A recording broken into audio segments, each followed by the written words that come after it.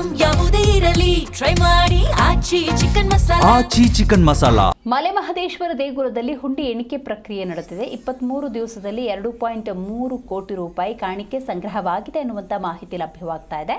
ಚಾಮರಾಜನಗರದ ಶ್ರೀ ಮಲೆ ಮಹದೇಶ್ವರ ಬೆಟ್ಟದ ದೇಗುಲ ಇದು.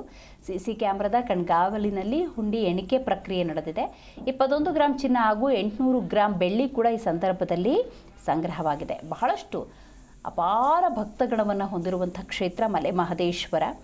ಯುಗಾದಿ ಇತ್ತು, ಜಾತ್ರೆ ಇತ್ತು, ರಜಾ ದಿನಗಳು, ಅಪಾರ ಸಂಖ್ಯೆಯ ಭಕ್ತಾದಿಗಳು ಮಲೆ ಮಹದೇಶ್ವರನ ಸನ್ನಿಧಿಗೆ ಬಂದಿದ್ದಾರೆ, ಕಾಣಿಕೆಯನ್ನು ಅರ್ಪಿಸಿದ್ದಾರೆ.